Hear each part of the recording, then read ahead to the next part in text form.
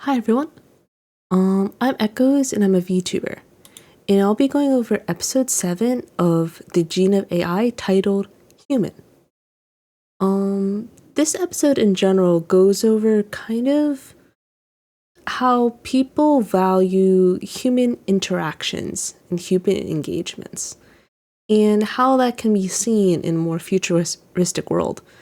And also this episode also has a little bit of world building regarding Suda Sensei, but we'll go into that later. So it's overall a really interesting episode that goes over two different cases, but in a way, they don't exactly play out in the way you expect. So the first episode involves this man right here, Goto Kenji, who seems to be a philanthropic person. And after doing some field work, he ended up slipping and ended up in the hospital. And he wasn't like physically injured as much, but he hit his head, which led to some brain damage. After waking from his ominous fall, Kenji-san was clearly a different person. Sharp decline in his self-awareness. Seems to be impact to his head was strong enough to cause some sort of impairment. So AI, that treatment from Super AI Michi would be the best possible outcome, but having a Super AI figure out problems that are beyond human abilities, my father was against that type of thing. And then you can see that the daughter here is singing to her grandfather. As when she sings, looks like I guess the grandfather's reacting to her voice. Moments that when he's touched by music or film, seems to restore humanity to his circuitry. Brought about by art people have created, who have only begun the road to recovery. Also, what I find here is, compared to other cases which were a lot more private, this case specifically seems to be put on the news. It's because of this man right here. We Humanoid Right Japan are having doubts about promoting this case. There's a way to treat his neural net, but his family won't pursue its clearly neglect. The mind's a sensitive subject. To play a case where people reject neurological help from Super AI. What if a human were to help him and he asks Suda Sensei for help? They come for a diagnosis then. They come in. Let's get the opening.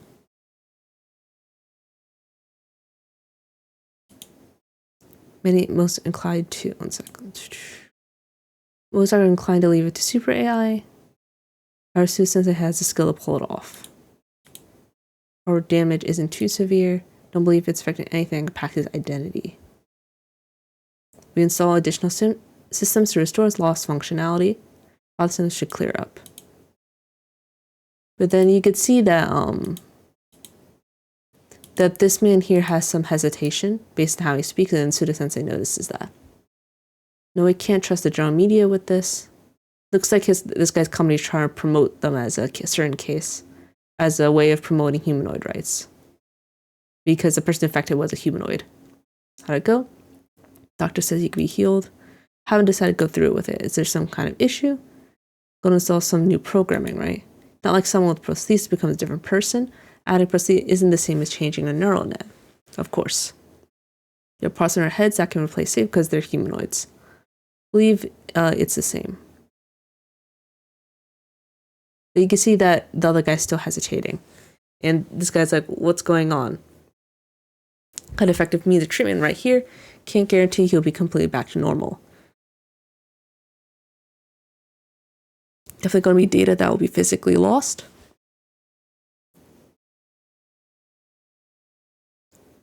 Then you see that the older man's wheeled out. And then you can see he's going to think it over. You see that the daughter is still singing to the grandfather.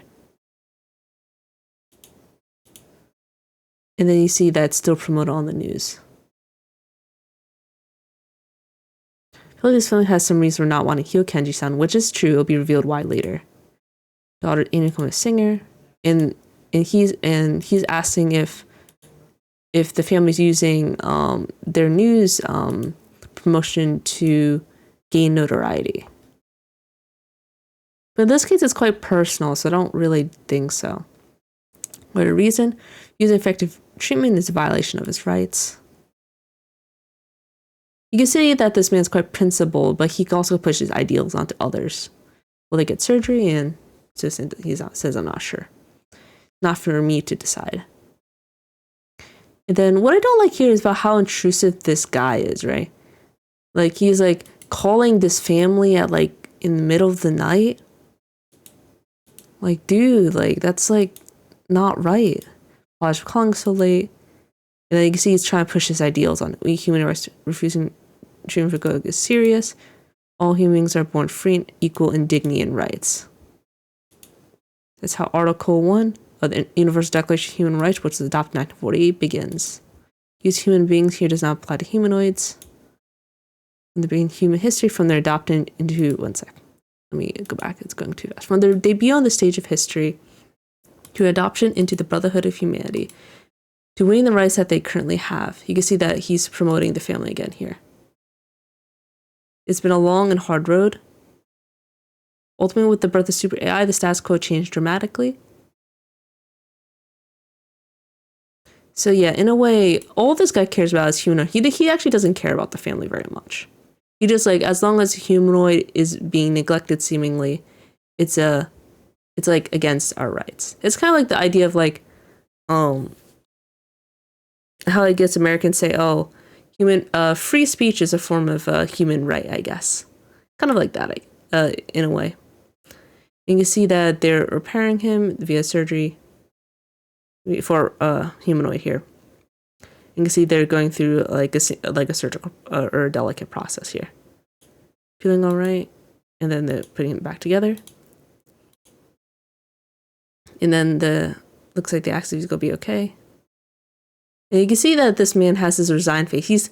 You can tell he's not exactly happy that he's gonna be better. Let's all welcome him back. You can see that there's something underlying that hasn't been revealed yet.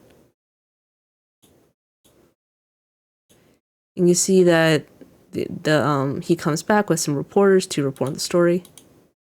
Got permission from the family, and he's like, and Suda Sensei before was like, why are you doing this in a hospital?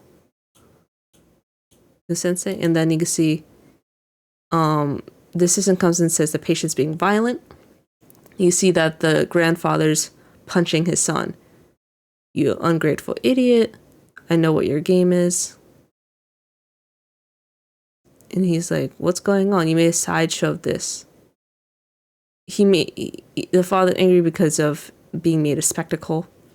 You see, the son was just trying to honor his teachings and hope to give other people like you hope. Don't give me that, you bastard. And you can see that the whole family is scared.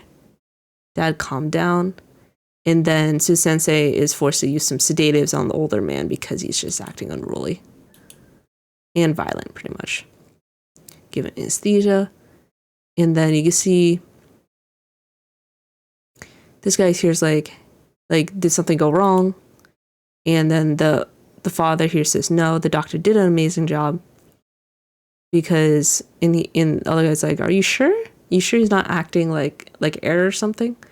And he says his father's passion for education, his love for his daughter's singing, and also his violence towards his son are all parts of him we're all familiar with. He's completely back to normal, thank you. But you can see he's not really happy with that. In a way, getting the grandfather fix is not exactly a happy ending here. Because, in a way, the state he was in before was better for the family because at least it prevented the grandfather from being violent or doing domestic violence towards his own son. It prevented that from happening. But now, since he's back to normal, in a way, that violence has returned. And you see that this man here was promoting humanoid rights, even though he's, being really pushy about it and stuff. And he's like, I wasn't wrong. I wasn't I? And then the doctor's like, I don't care what you think. Because if I accept the patient, I'll just do what I can for them.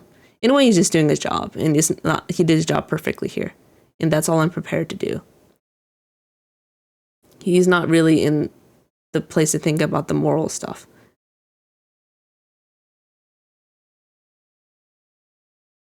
And then now we have the second side, which pretty much instead goes into kind of like customer service, right? Where you have like customer complaints, and they'd want to talk to a person. It kind of reminds me of like, you know how sometimes when before you actually talk to a person, you kind of like deal with like an automated call, or you sometimes get robot calls and stuff. It's kind of like that. There's been a lot of calls like that lately where people want humans.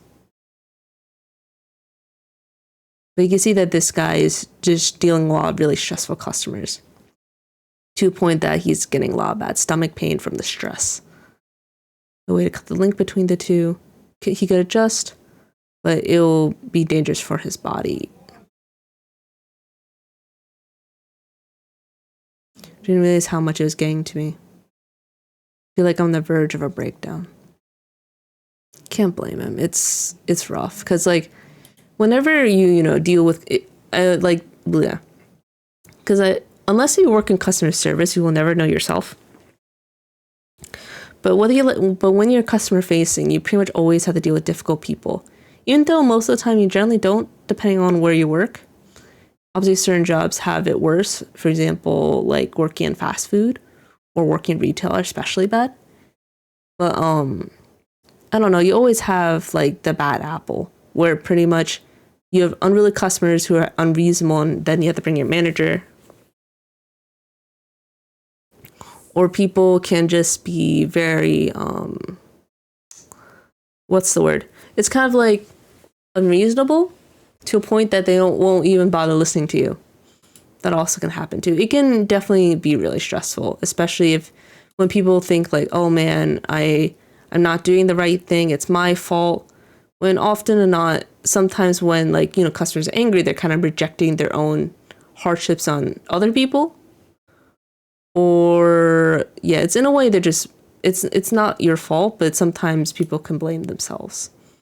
Kind of thing customer AI can deal with. AI is good at this job, which makes sense because it's often used nowadays. But when a customer is demanding an apology, tend to be particular about who they want it from. What is true here?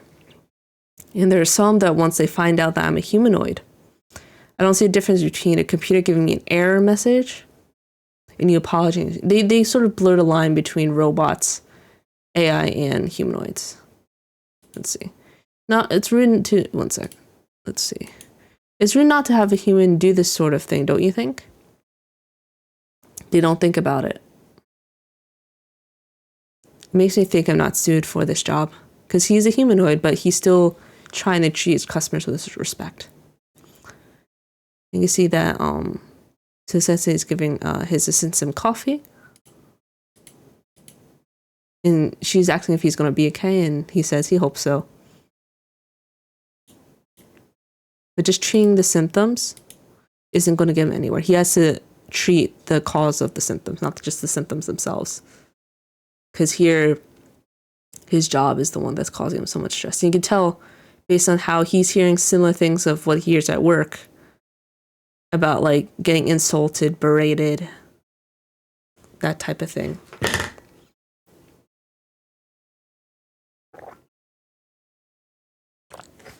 And he's just going nuts. Can't do this anymore. Yeah, I'm glad he recognizes that though, because sometimes like I feel like when you're in these type of high stress jobs, like for example, like some people deal with this at like a call center, for example. It can be morally degrading to hear people insult you or people who make you feel worse than you actually are. And when all you're doing is just trying to do your job, right?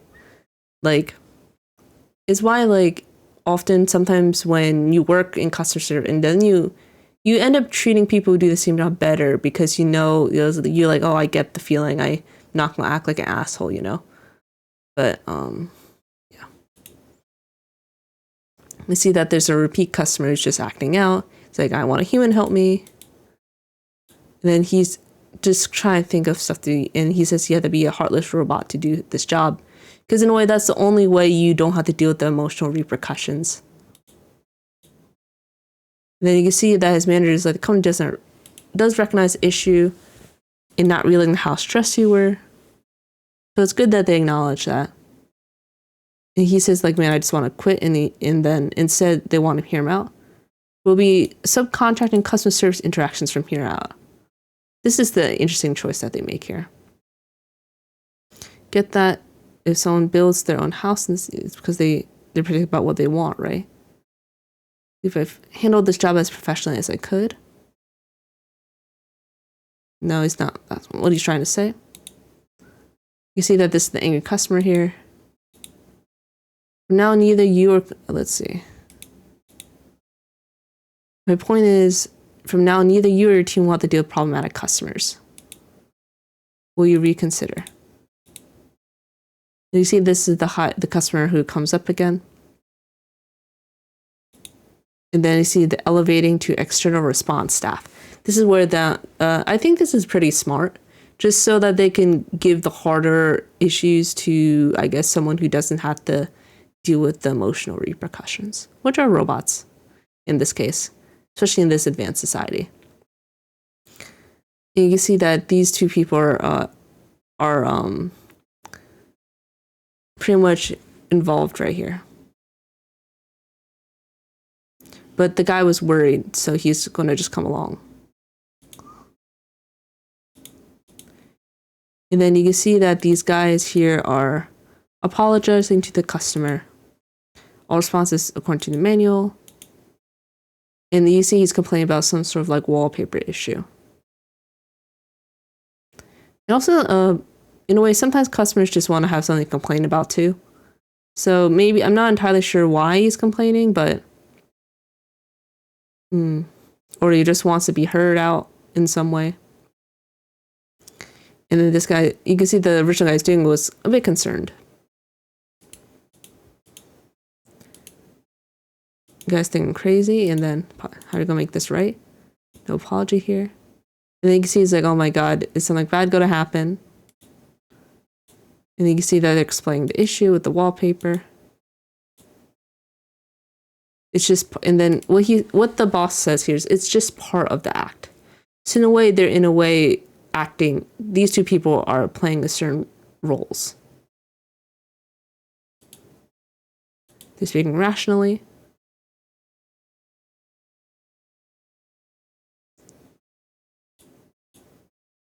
They're trying to explain things.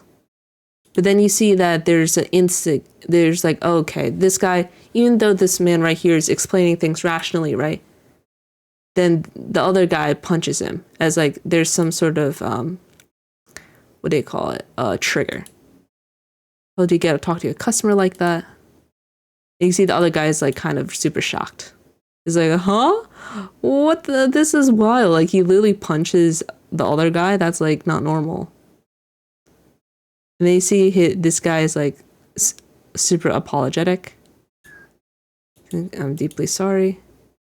So this is how they say it. You take a subordinate who's fighting back with logic, has supervised violently silence and making them into a scapegoat. Proves particularly effective with this kind of customer. And he's like, how can you just say that? Even if Jack is like not completely human. Exactly, that's the point. All when the customer's demanding to hear from a human. Pretty ironic if you ask me. So in a way, the customer kind of wants something like this to happen to resolve their issues, I guess, or this type of act is the best way to resolve things because otherwise the customer isn't going to listen. So it's kind of a crazy way of solving things. And he's like, what do you think about the outcome? And then the other guy's like, rude, like, are you humans? Because these guys act too robotic. And then you see the supervisor has this like creepy smile. That's confidential. So he couldn't say outright anything. But you can see that this guy went back to Suda Sensei. And he says like, I'm not sure, but they were probably robots because of how they acted. Not that it would make me feel better if they were. And then Suda Sensei, we could treat your stomach pains or you can get a new job. He's more focusing on problem solving. He's like, what do you want to do?